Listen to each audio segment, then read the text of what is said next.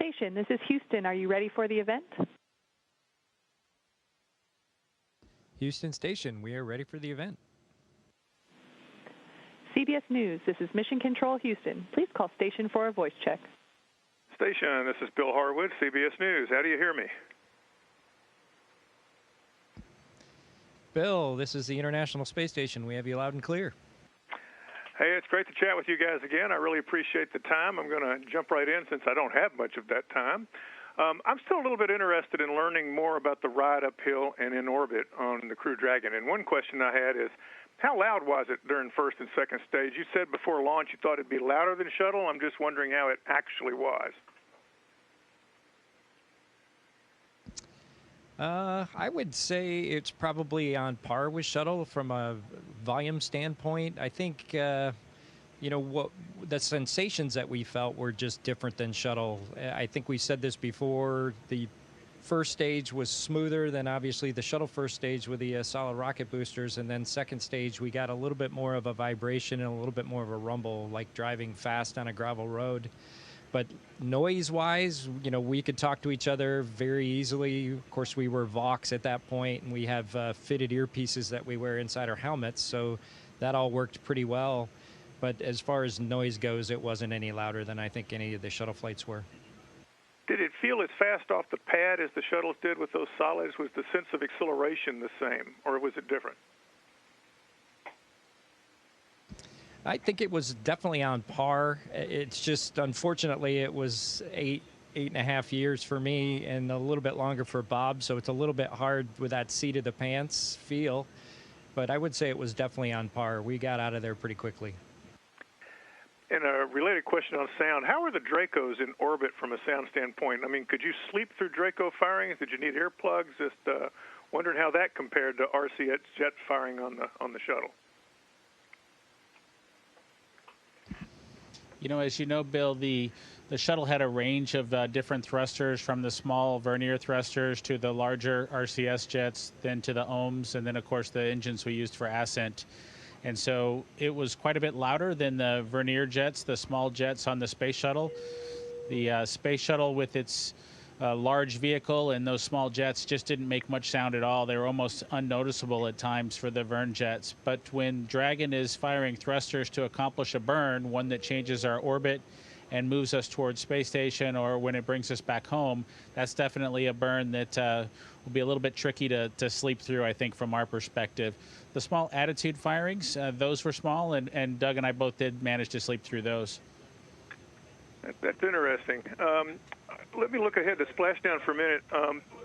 Elon Musk told Adweek that if he worried about anything on Demo 2, and he put this at the very low end of that spectrum, he said it was probably the spacecraft's asymmetric back shell, aero loads, possible roll rates. Does any of that concern you about coming home in this spacecraft? Well, I think for both Doug and I, we've followed closely the parachute testing. We followed closely the Demo 1 mission and the performance of that vehicle coming back through the atmosphere. And so we have a pretty good confidence and experimental data to back that up. Of course, we have been checking off first with this mission. We checked off the first humans to get tanked with a vehicle. We did that a couple of times. We also rode a Falcon 9 into orbit the first time a human had done that.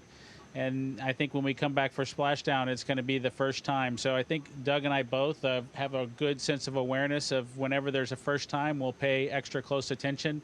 But we think all the test data has been collected, and we have high confidence in the on the entry side as well.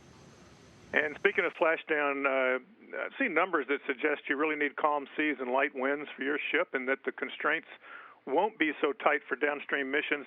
Is that true? And if so, what is the issue for your vehicle that requires those calmer sea states and winds? Well, when the capsule was built, there was an upgrade made to later versions that kind of strengthened the hull. And so it allows it to land in a higher wind state and a sea state, which our vehicle just hadn't had the upgrade yet. It would have affected launch dates, and it was one of those trades that they did early on with the Demo 2 mission. So I think that goes part and parcel with the fact that the folks on the ground will take a good long time and look at the weather, and you know, as we get later on into the summer and pick a good window for us to come back, that is probably kind of hard of the envelope, and frankly, it should be for a first flight. That's, as Bob said, this is our first entry, and you know, you want everything to kind of be in the middle, not on an edge of an envelope when you try it for the first time. Hey, last question. The next flight will go up, I guess, in September. They're now thinking, if possible, with 4 people on board. What are some of the lessons learned that you will tell those guys when you debrief, and things to look out for, things to be aware of, that sort of thing? And that'll do it for me. Thanks a lot. Well, we've already had a conference with the Crew 1 folks, I think, last week. And so kind of went through all the things that we experienced up through the tanking that we had in the scrub, and the things we learned there, as well as the actual launch, the feel of the rocket, the different interactions we had with the vehicle, how to live in the vehicle. And we just kind of tried to pass that on with an emphasis on the fact that they do have a couple extra people. And so there's going to have to be some, almost like a shell game, as people are moving in and around the cabin to try to get sorted out, especially as you get ready to go to bed. And then when you wake up again the next morning, how that all flows and the logistics of all that, as well as how great the vehicle performed in all aspects as far as what we trained for in the simulator, the interaction with the touch screens and those kinds of things, and then the docking, which surprised both of us, where we didn't even feel the contact, which was pretty interesting. So we've passed a lot of that on to the Crew 1 folks, and hopefully we'll get a chance to do that on the ground when we get back as well before they go. Thanks a lot, guys. Hope to chat at you soon. Bye-bye. See you, Bill. Thank you. Station, this is Houston ACR. That concludes the CBS News portion of our event. Please stand by for a checkout with Fox Business.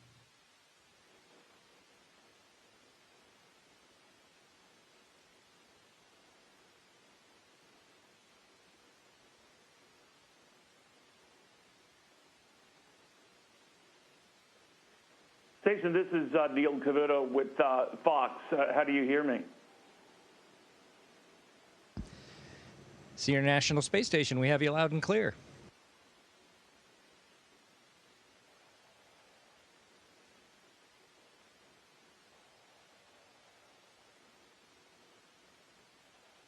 All right, gentlemen, I think we're ready to go. It's a real honor to be talking to you. The shot looks crisp. You guys look great. How are you feeling into this mission? I guess, Commander Hurley, I'll begin with you. How are you feeling through this? We're feeling pretty good. Both Bob and I have exceeded our longest time on space station at one time. As far as our shuttle missions go, I think the longest we were ever docked to station was on the order of 12 days. So we've been here longer than that already, and kind of settling in, getting our microgravity legs, so to speak, and trying to help Chris manage the space station. It's a huge undertaking to try to keep it maintained, keep it clean, keep the science running, and just staying physically fit. It takes up a full day. So, you know, we're just trying to kind of figure out the routine and then help Chris as best we can while we're here.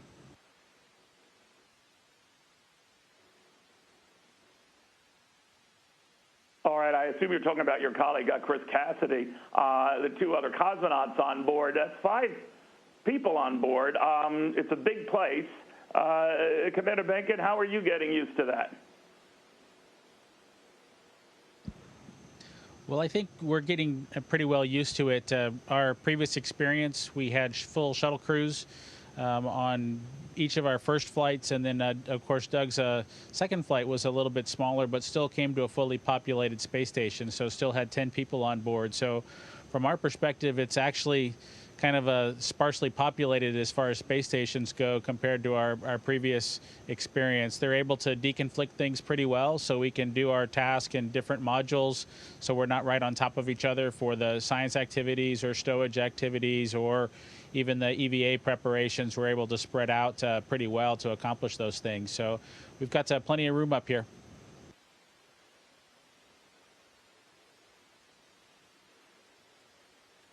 You know, guys, you'll be celebrating Father's Day in space, and you know already you've been nicknamed, the both of you, the dads. You both had sons of similar age, I believe about 6 years old. You've made a stuffed dinosaur famous, and a Apatosaurus, I believe. They've sold out of these things on Amazon just because of that. So any message you want to relay to your sons? First of all, Commander Hurley, to you about what you're seeing, what you're doing?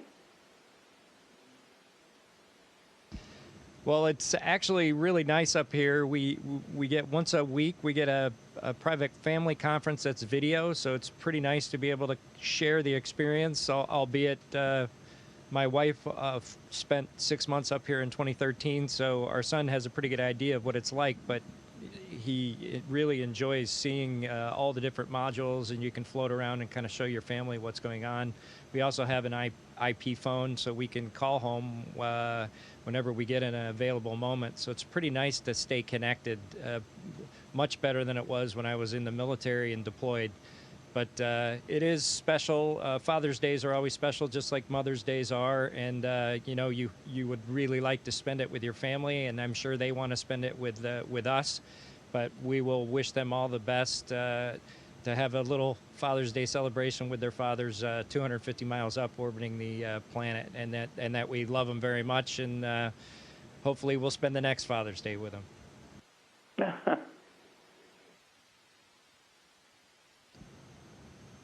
I think all I would add to that is that for my son, I mean, I hope you get royalties on those, you know, dinosaur sales, because they're going through the roof. Go ahead.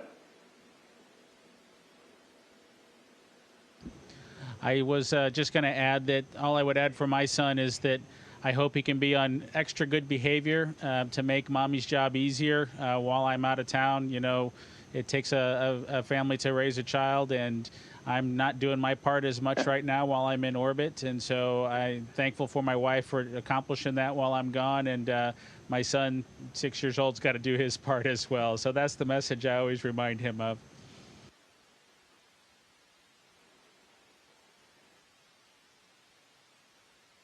Yeah, but it does get you out of chores, Bob, in the meantime, so there is that. At least chores back on Earth.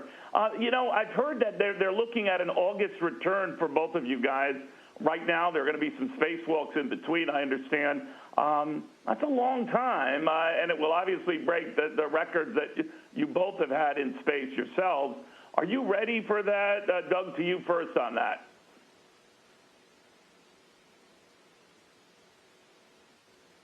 Yeah, as far as staying on board for another couple months, we certainly had the idea that we would probably be extended through the summer to some extent.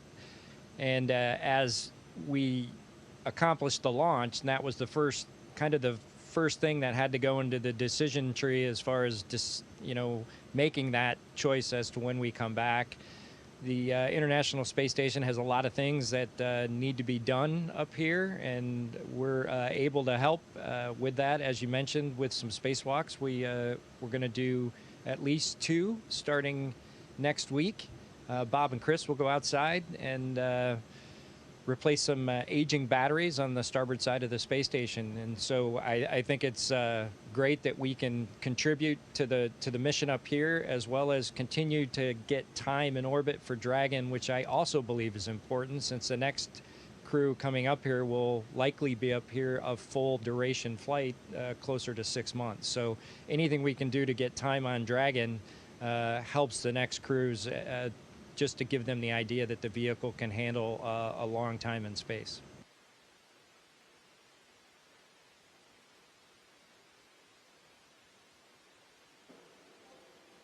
Bob, for those kids and sons and daughters out there who are looking to you guys and are inspired by what you're doing, my son's among them. My son Bradley, I don't know if he wants to be an astronaut, but many times I've thought of putting him in space.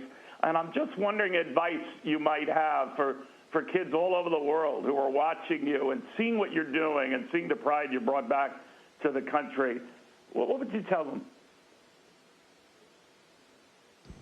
I think both of us would tell them that nothing is really more important than what you're doing right now and being successful at that. If you have dreams of becoming an astronaut, the path to that goal is accomplished by a series of successes. It's not just a single event that you can accomplish and then be selected to be an astronaut. It's a education of excellence. It's a career of excellence, and folks are selected from that group. And so really focus on trying to be excellent at what you're doing right now.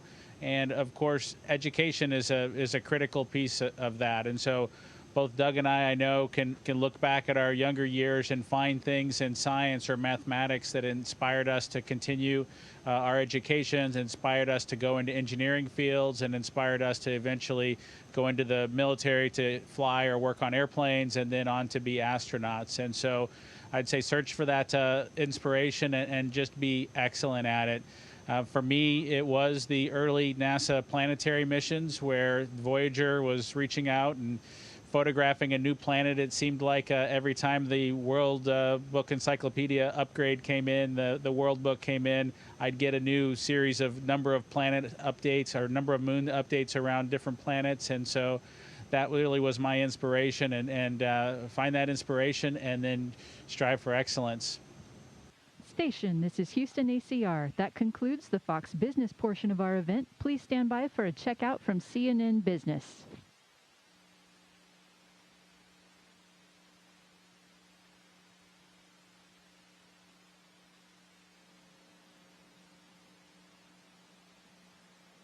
Station, this is Rachel Crane with CNN Business. How do you hear me?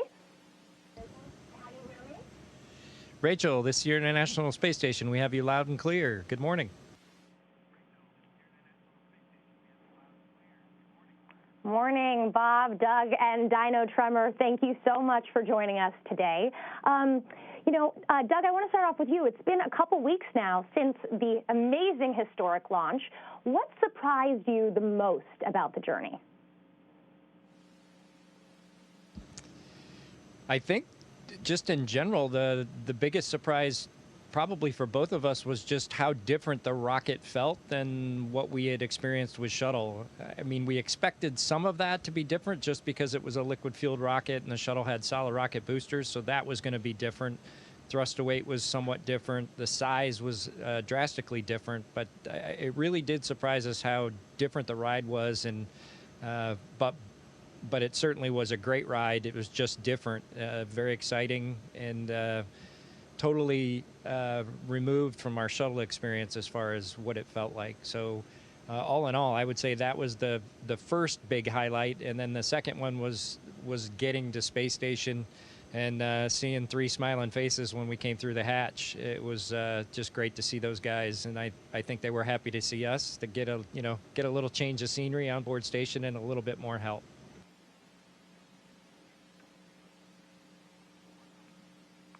Now, Bob, we know you've been busy training for an upcoming spacewalk. Can you tell us a little bit about what you'll be doing during that walk? And at this point, you're a veteran spacewalker, so what is your favorite part about a spacewalk? Yes, I can absolutely tell you a little bit about what's going to happen during the upcoming spacewalk that Chris and I will perform.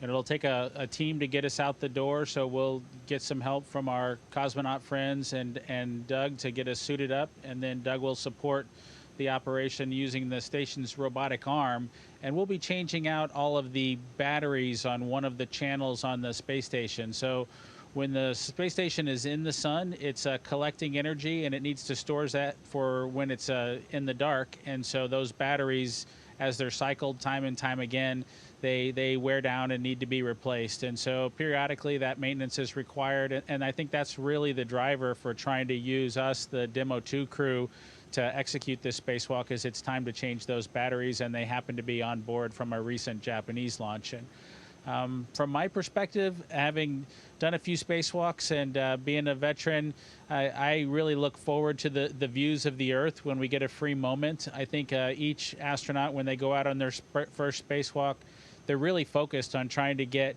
all the activities accomplished and do a good job so that they can probably get a chance to do another one if the opportunity presents itself. But after you've done a couple and know what to expect as you go through it, it is important to take some mental photographs, some mental images to remember what it was like to be outside, so you can share that experience, both with folks like yourselves who call us while we're on the International Space Station, but after we get home. And so I'm really looking forward to taking advantage of some of those views, and this time there'll be a Dragon vehicle pointed on the forward end of the space station instead of the space shuttle. And so I'm looking forward to that, something new, that new view that I can capture and share with the world.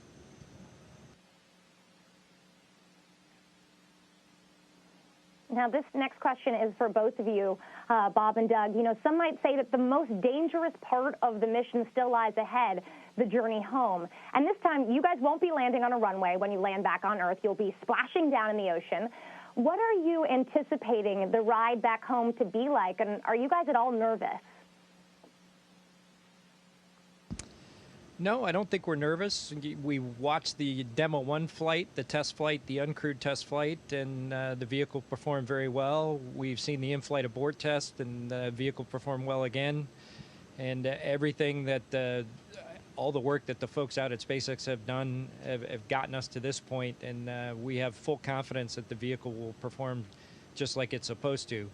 That being said, it's a completely different entry profile than what we are used to or had been used to in the space shuttle. We'll land in the water, as you said. We'll land under parachutes. Much more dynamic entry. There'll be much higher Gs, and that's just part of the unknown. Is to we have prepared for it, but we can only prepare so much, and we'll see how the vehicle does, and we'll see how we do when we get back.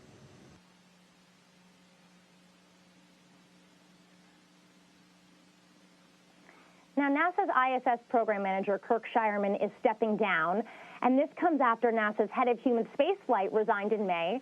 How do all of these changes in leadership affect you guys and the other astronauts that are currently living on the International Space Station? It is important for an organization like NASA to have plans in place to accomplish kind of changes in the management structure or changes in personnel. And so each of the organizations is responsible for having a replacement lined up for any position that might become open that they need to fill. And so that's true for us astronauts. We've often had to replace astronauts. I think the recent cosmonaut launch, the two guys who are on orbit with us now were not the original planned crew, and they were able to swap those guys out with a backup crew and move forward.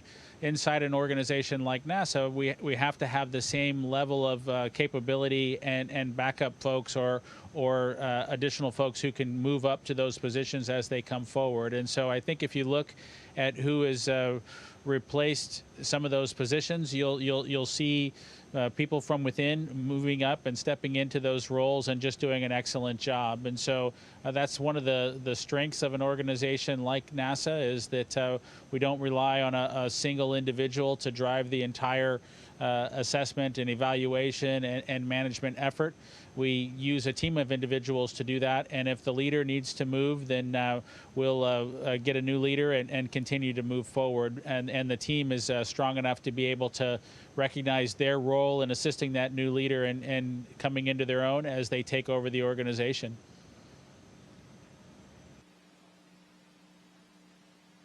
And one last question here. You guys left the planet.